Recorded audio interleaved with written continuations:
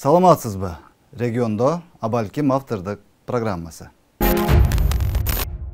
Акыркы маалдарда кайра баягы теманы элдин назарына салып, 2010-жылдан бери кайталана берип, найныган тантык сөзгө айланып калган Бакиевтерди Кыргызстанга алып келгени жатат. Кокуй эле кокуй Бакиев келатат деп аш кыйкырык салууга аракет кылган топ кайрадан социалдык тармактарда активдүү иштеп жатканы байкалып турат. Бул жагынан Болот Темировун ишке салып, бул жагынан Лейла Саралаевасын ишке салып, дагы бир жагынан эки сөздү кошуп кыйратып сүйлөй албаган Мадымаров айтмакчы, саватсыз бирөөлөрдү ишке салып, күн алыс эле Бакиев келген атат, Жапаров менен Ташиев Бакиевди алып келген жатат деп безилдеген. Же булардын мындай ач кыйкырыгына бирөө көңүл бурса гана. Өздөрүнүн 5-6 фейктери жана 5-6 троллдору, анан баягы эле ошол бул теманын автору Алмазбек Атамбаевдин 5-6 тарапташымын деген интернет колдонуучулары гана комментарий жазып, өлдү деп айгай салымыш болбосо, башка карапайым калың журттун бул темага көңүл бурганы деле жок. Эсиңизде болсо, Бакиевден бийликти алыш үчүн болгон күчүн, болгон айла амалын колдонгон. Анын ичинде ошол аянттагы 90 адамдын өлтүрүлүшүнө жана андан соң түштүктө кыргыз-өзбек кагылышын чыгарып, жүздөгөн адамдын өмүрүн алган жана миңдеген адамды кайгыга салууга түздөн-түз себепкер болгон ошол убактылуу өкмөттүн мүчөлөрү эмес беле. Мунун баары бир гана максатты көздөгөнүн. Ал да болсо, кантип болсо дагы элдин канын төгүү жолу менен Бакиевден бийликти алуу үчүн гана болгонун бүгүн эми билбеген, түшүнбөгөн кыргызстандык калдыбы. Ошол 2010-жылдан бери элдин баарын Бакиев келатат деп жаш баланы коркуткандай коркутуп жүрүп, акыры 2020-жылы гана бул жомокчулардын жомогунан кутулгандай болоду беле кыргыз эли. Анан эми бүгүн дагы кайра эле бир-эки бекерчиге акчасын берип коюп, Бакиев келатат деп элди коркут, кыжыры келип көтөрүлүп кетсе ажеп эмес деп үмүттөнүп аткандарга эмне десе болот. Булар качан бул өздөрү ойлоп чыгарган жөө жомогу менен элдин тынчын алууга аракет кылуусун токтотушат болду экен. Убактылуу өкмөт кандуу жол менен Бакиевден бийликти басып тартып алгандан кийин мамлекетти шагарап 14 адам 10 жыл каалагандай башкарышты. Каалаганын камады, каалаганын өлтүрдү, каалаганын батыр кылды, каалагандай уурдады, каалаганын сыйлады, каалагандай иштешти, каалаган кызматына коюшту, кыскасы билгенин кылышты. Эл бир нерсе десе эле, ой мына Канкор Бакиев бир нерсе кылган атат, өч алган атат, Бакиев келатат деп эле алаксытып, коркутуп коюп, толук 10 жыл жыргашты. Ал аралык ичинде бул убактылуу өкмөттөгүлөрү ичара дагы бийлик талашып, акча талашып, ичара кырылышып, урушуп, талашып, деги койчу. Эмнелер гана болушпады эле. Мунун баарын эл журт көрүп, билип турбады беле. Анан акыры бири-биринен кызганып жүрүп, сен кыйын, сенден мен кыйын деп отуруп, алып келген президенттин дагы иштете коюшпай, баягы эле таасир, баягы эле акча, баягы эле бир бажычыны талашып, атышууга чейин барып, анан акыры эмне болуп бүткөнүн элдин баары көрбөдүбү. Эми бүгүн дагы кайра эле ошолор ар жерде башын кумга тыгып жатып алып, Бакиев келатат деп көрүнгөнгө айттырып, элдин сезими менен ойногонун улантмакчы болуп жатканын ким билбей калсын.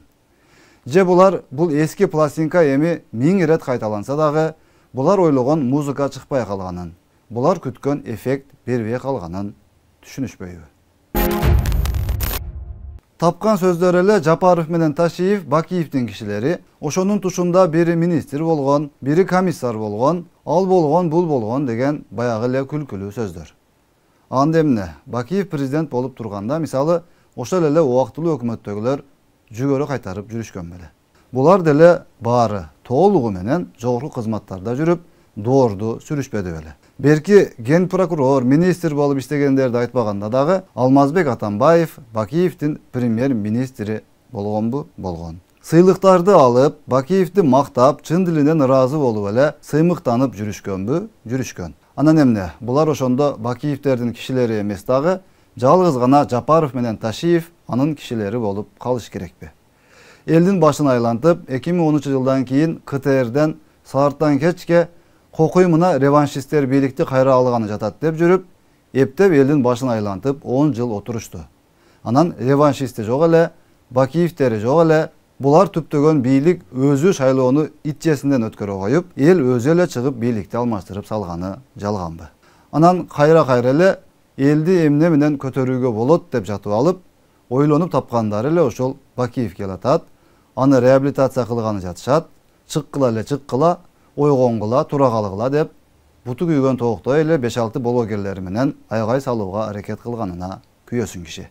Же эмне Бакиев келсе, буларга, ошол убактылуу өкмөттөгүлөргө жакпаган ачуу чындыктар ачылып кетеби? Булар ошондон коркуп безилдеп жатышабы? Деги неге мынчалык эле Бакиевден коркушат болду экен бул бактылуу өкмөттөр? Кызык, жөн эле жерден эместир. Бакиевдер келатат деген сценарийдин авторуна дагы таң каласың. Ал кишинин проблемасы өзү ошол өзүнүн тандап алып келип койгон досу менен болгон. Ал маселеге мисалы Кыргыз элинин дагы, Жапаровдун дагы, Ташиевдин дагы тиешеси жок. Тетирисинче, бул бийлик келгенден кийин кыска аралыкта Атамбаевди камактан чыгарып, дарыланууга барып келе калайын дегенинен сыртка чыкканга да уруксат берди го. Анан бул бийликке ал кишинин кандай дооматы же нааразычылыгы калды, түшүнбөйсүң. Же эмне, досу камаган абактан чыгарып, кайра бийликке алып келип коюш керек беле? Же булар азыр бийликке алып келебиз деп таптап жаткан Сапар Исаковду бийликке алып келип коюшу керек беле? Анан эми жөн эле жерден өзүнүн акчасын кетирип, кайра эле баягы кассетаны коюп, көрүнгөн бекерчиге Бакиев келатат деп жаздырып, видео материал жасатымыш эттирип, иликтемиш эттирип, жөн эле аларды бага бергендин кандай кереги бар? Мисалы, мейли, булар апыртып айтып аткандай дагы болду дейли. Булар ондогон жылдарын жана миллиондогон акчаларын кетирип, жаналгычтай кылып элдин мээсине куюп келген ошол Бакиев келди дагы дейли. Анан эмне болот? Мына мен качпай эле келдим, кааласаңар соттогула, кааласаңар камагыла, мыйзам чегинде каалаганарды кылгыла, бирок ачык сот болсун, баарын бүт Кыргызстан эли түз эфирде көрүп турсун. Бүт дүйнө жүзү онлайн көрүп турсун. Баарын ачык такташалы. Ким күнөөлүү болсо, ошол күнөөсүнө жараша жазага тартылсын. Менин күнөөм болсо мен жооп берейин, убактылуулар күнөөлүү болсо, алар жооп берсин десе эмне болот? Убактылуу өкмөттүн маскасы чечилип, элден жашырып келген сырлары ачылып кетеби? Же Кыргыз эли эч качан билбеши керек болгон, билсе тетирисинче убактылуу өкмөттүн мүчөлөрүн бирден кармап, жазалаганга туура келип кала турган жагдай пайда болуп калабы? Же эли журт убактылуу өкмөткө ыраазы болуп даңктайбы? Маселе мына ушунда. Акыры бир күн баары бир бул маселеге чекит коюлуп, Кыргыз эли 2010 жылдагы апрель окуяларында өлтүрүлгөн адамдардын, андан кийин июнь айында Ош менен Жалал Абадта Кыргыз менен Өзбектин ортосуна салынган кыргындын чыныгы авторлорун, чыныгы күнөөлүүлөрүн билип, өзүнүн баасын берери талашсыз. Бакиев келеби, келбейби, Кыргыз эли чындыкты билүүгө укуктуу жана татыктуу жана билиши керек эмеспи? Андыктан Бакиев келатат деген эл арасында ызычуу салууну жана бийликти жаман көрсөтүүнү көздөп жаткан алдар көсөлөрдүн бул ыкмасы эми эч кимге кызыксыз экенин, пайдасыз сценарий экенин моюнга алышы керек. Эл журт апрелде аянтта кимди ким артынан атып өлтүрдү, кимге ким баш айландыруучу дарылар кошулган сууларды ичирип, ак үйдү көздөй чуркатты, элди чаң тополоңго салып коюп, кимдер банктагы ячейкалардагы акчаларды, алтындарды уурдап, мародерлук кылып чуркап жүрдү. Кыргыз менен Өзбекти кантип согуштурушту, Кадыржан Батыровдор менен эмнелерди пландаштырып, эмнелерди ишке ашырышты. Кыскасы мунун баарын элдин баары бири-бирине көргөн билгенин айтып отуруп, ал эмес ошол иштерди кылып жүргөндөрдүн арасында болгондордун өздөрү дагы ачык айтып отуруп, Кыргыз эли кимдин ким экенин билгени, жетиштүү маалыматтарга ээ болуп бүткөнү качан? Эми бул берүүнү көргөндөн кийин дагы көрүнгөн жерин кескилеп, мына Бакиевдерди актап жатат, таламын талашып жатат деп дагы элдин башын айлантууга аракет кылышаары турган сөз. Бирок биз так кесе айтып коюшубуз керек. Бакиевби, убактылуу өкмөтпү, эртели кеч апрель жана июнь окуялары үчүн сөзсүз түрдө адилеттүү жана ачык тергөө жана сотко барып, сөзсүз түрдө чыныгы күнөөкөрлөр жооп бериши керек. Анткени силер ал убакта бийлик байлык талаштыңар. Силер колдонгон жарандарыбыз, бир туугандарыбыз, мекендештерибиз силердин аяңардан Азраил менен жан талашты. Курман болду, кандар акты, канча бала жетим, канча эне жесир калды. Силерди болсо жин дагы урган жок.